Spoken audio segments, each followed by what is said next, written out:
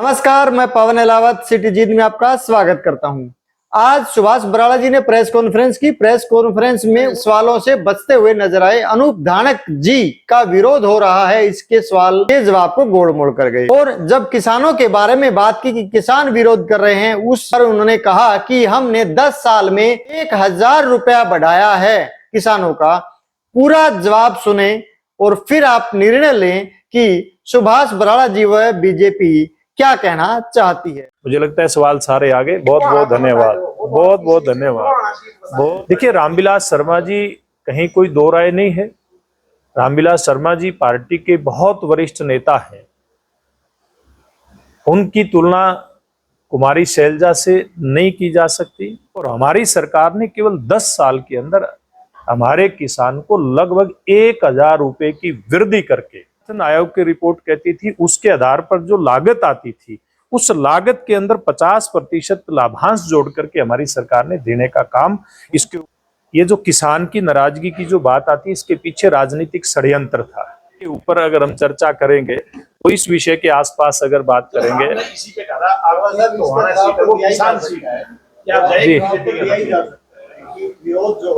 जी, देखिए मैंने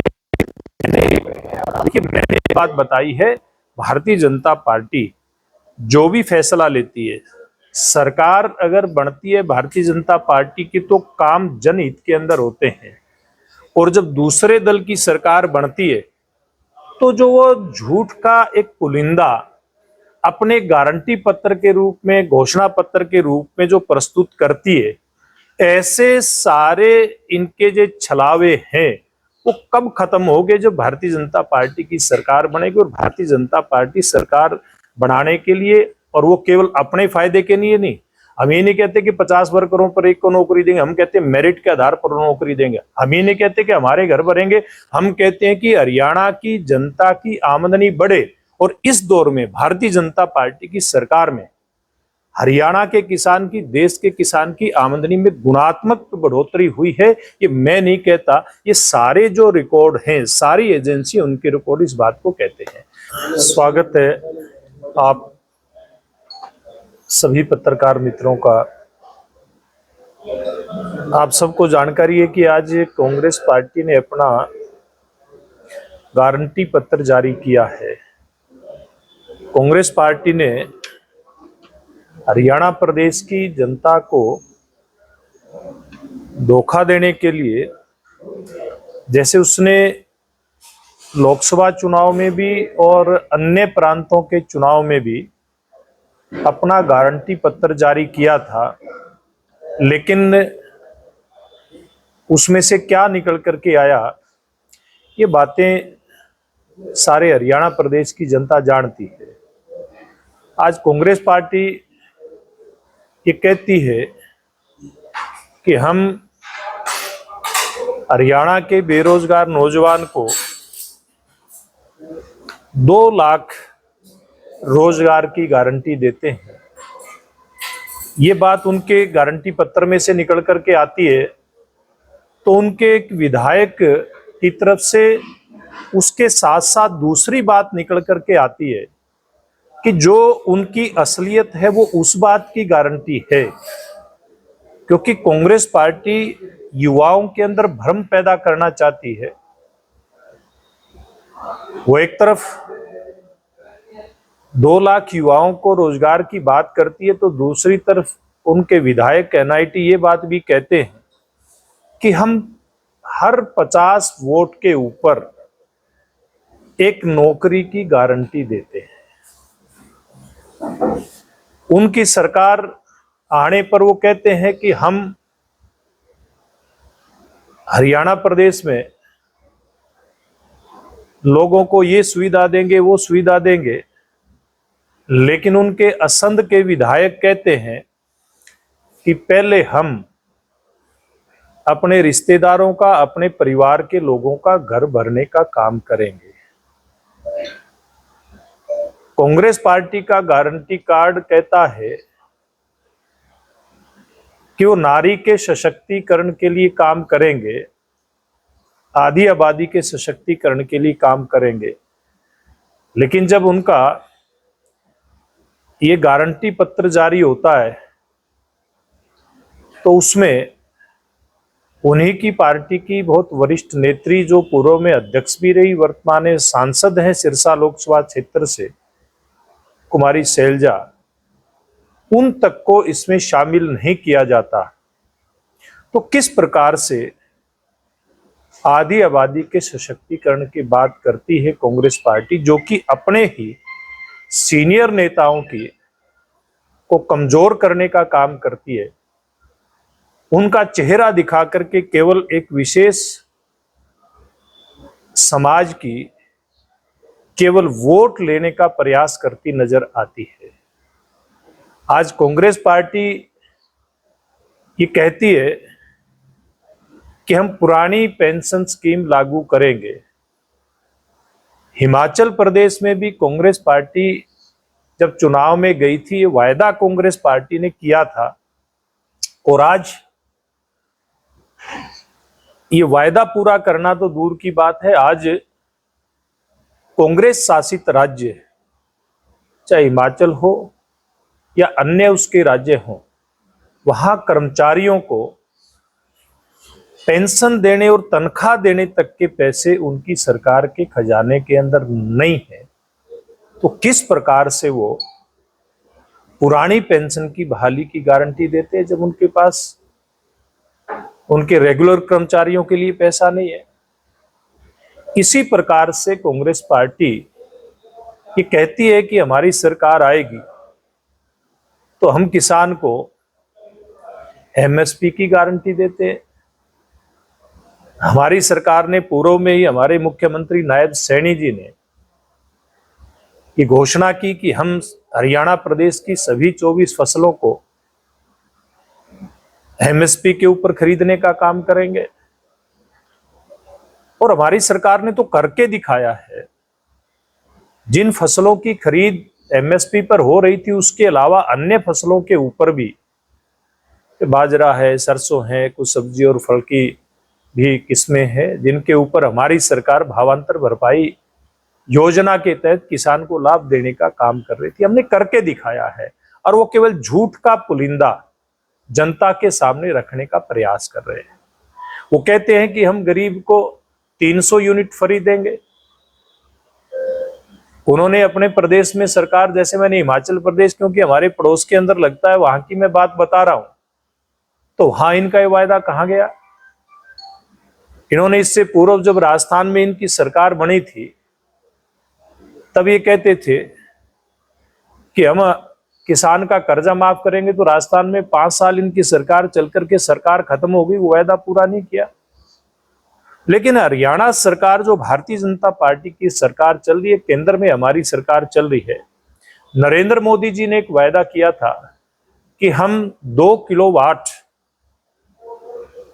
का एक सोलर सिस्टम गरीब के घर के ऊपर लगाएंगे। उस घर को नाम सूर्य घर, उसका नाम रखेंगे। सूर्य घर योजना में उसको 1,10,000 रुपए केंद्र और प्रदेश सरकार दोनों इसका खर्चा वहन करके, और उस गरीब व्यक्ति को फ्री के अंदर बिजली मिले। इस बात को हमारी सरकार ने पहले सुनिश्चित करने का काम किया। हुड्डा साहब पहले भी हरियाणा प्रदेश के मुख्यमंत्री रहे, उन्होंने 100 गज के प्लाट देने के नाम पर गरीब व्यक्ति को बरगलाने का काम किया, लेकिन ना किसी को कागज दिए, ना किसी को कब्जा दिया। और ये भी प्रक्रिया अगर आगे बढ़ाई, इस प्रोसेस को भी अगर आगे बढ़ाया, तो हमारी भारतीय जनता पार्टी की सरकार, नायब सिंह सैनी जी की सरकार ने किया। तो मेरा ये कहने का आपके माध्यम से हरियाणा की जनता को तात्पर्य है कि कांग्रेस पार्टी एक झूठ का पुलिंदा लेकर के आई है, केवल और केवल लोगों की आंखों के अंदर, हरियाणा की जनता की आंखों के अंदर धूल झोंक करके कैसे उनके वोट को बटोरा जाए, और फिर कैसे 50 युवा घरों के ऊपर एक युवा को नौकरी की बंदरबांट की जाए, कैसे अपने रिश्तेदारों के घरों को भरा जाए जैसे उनके विधायक कह रहे हैं, और कैसे फिर जो जमीन की लूट 10 साल हुड्डा साहब के राज में चली थी, कांग्रेस पार्टी के राज में चली थी, जमीन हरियाणा के भोले भाले किसान की, और आखिर में फायदा मिल रहा उनकी पार्टी के एक विशेष परिवार के दामाद को। हरियाणा के किसान को डरा करके, धमका करके, एक्विजिशन का डर और भय दिखा करके उसकी जमीन को औने पौने दामों में लूट करके कैसे एनसीआर क्षेत्र के किसान को बेजमीन बना दिया और अपने लोगों को, जैसे उनके विधायक असंत के कह रहे हैं, माला माल करने का काम किया, अपने नजदीकी लोगों के घर भरने का काम किया, अपने खुद के घर भरने का काम किया। ये बातें सारी हरियाणा की जनता ये जानती है, और ये गारंटी पत्र मैं दावे के साथ कहता हूं कि हरियाणा की जनता इनके झूठ और इनके पूर्व के जो कर्म हैं उनको देख करके, फाड़ करके डस्टबिन के अंदर डालने का काम करेगी। ये बातें आज इनका जो गारंटी पत्र जारी है उसके आधार पे मैंने आपके सामने रखनी थी। आपकी तरफ से कोई बात है तो इस पे। जी जी जी जी। देखिए, रामविलास शर्मा जी कहीं कोई दो राय नहीं है। रामविलास शर्मा जी पार्टी के बहुत वरिष्ठ नेता हैं। उनकी तुलना कुमारी शैलजा से नहीं की जा सकती। कुमारी शैलजा को पिछले एक सप्ताह से देख रहे हैं हम, कोप भवन के अंदर है इन्हीं बातों के कारण से। रामविलास शर्मा जी को कल आप लोहारू के अंदर अमित शाह जी के बराबर दहाड़ता हुआ देख रहे थे। रात 1 बजे तक रामविलास शर्मा जी पार्टी की जीत के लिए हम सब लोग इकट्ठे हमारे पार्टी के शीर्ष नेतृत्व के साथ बैठ करके योजना बना रहे थे। भारतीय जनता पार्टी अपने सब नेताओं को सम्मान के साथ लेकर के आगे बढ़ती है। देखिए रामविलास शर्मा, जैसे मैंने कहा, पार्टी के बहुत वरिष्ठ नेता हैं। उनके पुरुषार्थ के कारण से भारतीय जनता पार्टी बहुत आगे बढ़ी है। लेकिन उस पुरुषार्थ को देखो, अगर कोई बंदा रोता है बेवजह आंसू किसी आंख में गया। देखिए, रामविलास शर्मा जी ने सारी बातें स्पष्ट की हैं। अभी आपने कहा कि भाई किसान के लिए हमने भावांतर योजना चलाई के 24 फसलें जी, तो जूट और नारियल भी उसमें शामिल कर दिया। जी। क्या ये नहीं लगता है कि कहीं सरकार के स्तर पर बहुत ना जूट होता ना नारियल? देखिए, बहुत सारी ऐसे जो फसलें हैं निश्चित रूप से जो हरियाणा प्रदेश के अंदर होती हैं, लेकिन ऐसी फसलें भी हैं जो दूसरे प्रदेश से आकर के हरियाणा प्रदेश के अंदर बिकती हैं। उनकी व्यवस्था भी सरकारों को ध्यान में रख करके चलना होता है। मैं एक बात कहना चाहूंगा, अभी धान की फसल आने वाली है। जब हमारी सरकार आई है तो धान की फसल का भाव हरियाणा प्रदेश के अंदर 1300 के आसपास था। यानी कि जब से न्यूनतम समर्थन मूल्य देश के अंदर लागू हुआ उस समय से लेकर के और हमारी सरकार आई तब तक केवल 1300 रुपए, और हमारी सरकार ने केवल 10 साल के अंदर हमारे किसान को लगभग 1000 रुपए की वृद्धि करके, आप हिसाब किताब लगा करके देखो, लगभग 1000 रुपए की वृद्धि करके हमारी सरकार किसान को भाव दे रही है। इसलिए चाहे किसी भी फसल की हम बात करें, हमारी सरकार ने गुणात्मक बढ़ोतरी उनके दामों में करने का काम किया।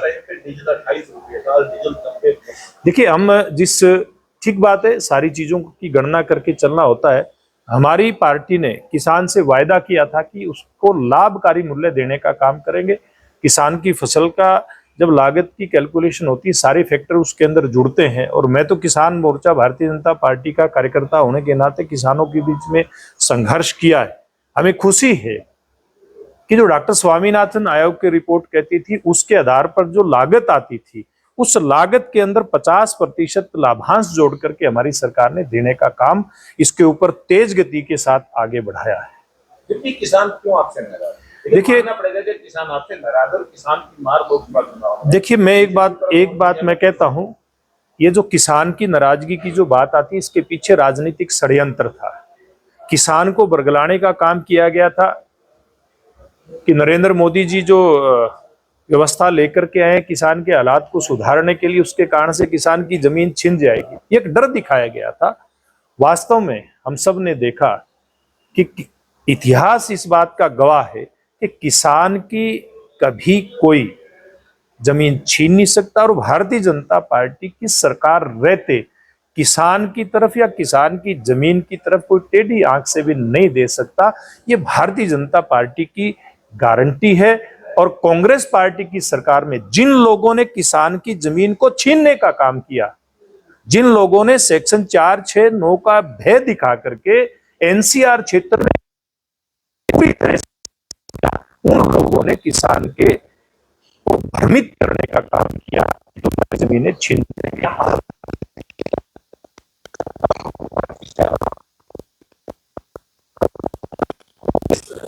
किस तरह से देना देगा?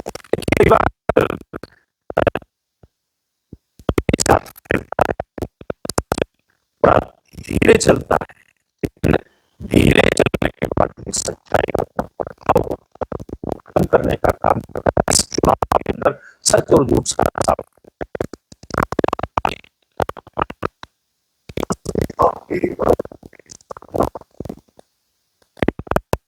पैदा किया और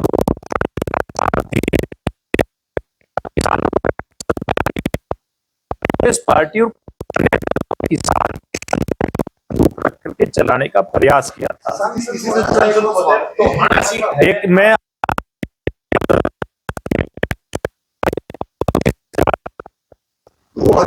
में 560 साल में कांग्रेस के राज में तो 1300 हुआ।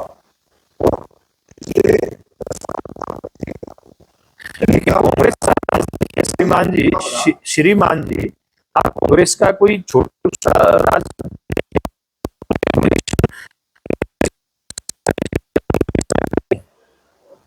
आप जितनी कांग्रेस पार्टी की सरकार थी, एमएसपी लागू होने से लेकर के 2014 में, यानी कि जब बीजेपी की सरकार आई, 1300 के आसपास बढ़ा था टोटल। और केवल 10 साल के अंदर लगभग 1000 रुपए की वृद्धि उसमें हुई है। बढ़ोतरी हमारी सरकार ने की।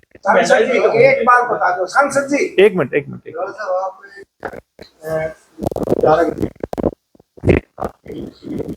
जी, देखिए शेयर रखा है, उस रखेंगे तो ठीक रहेगा। अगले प्रेस कॉन्फ्रेंस में कल की बात करेंगे। बात तो अगली आओगे आप जी, वो क्या होता है, एक बार बता दें सांसद रहेंगे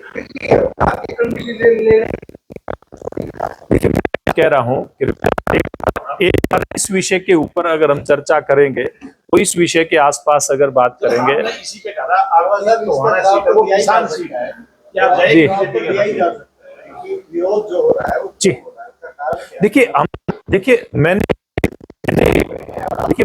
बात बताई है, भारतीय जनता पार्टी जो भी फैसला लेती है, सरकार अगर बनती है भारतीय जनता पार्टी की, तो काम जनहित के अंदर होते हैं।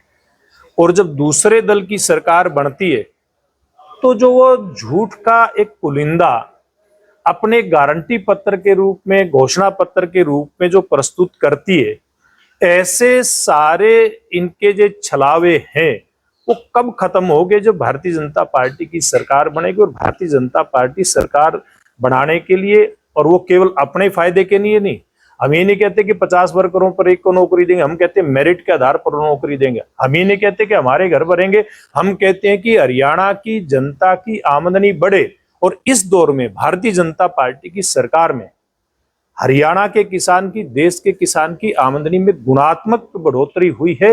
ये मैं नहीं कहता, ये सारे जो रिकॉर्ड हैं, सारी एजेंसी उनके रिकॉर्ड इस बात को कहते हैं। मुझे लगता है सवाल सारे आ गए। बहुत बहुत धन्यवाद, बहुत बहुत धन्यवाद।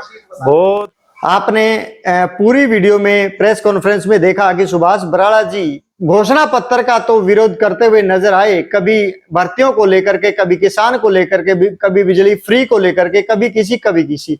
लेकिन बीजेपी का विरोध हो रहा है, इस सवाल का जवाब देने से बचते हुए नजर आए। बने रहे मेरे साथ सिटीजन पर। धन्यवाद, नमस्कार, जय हिंद।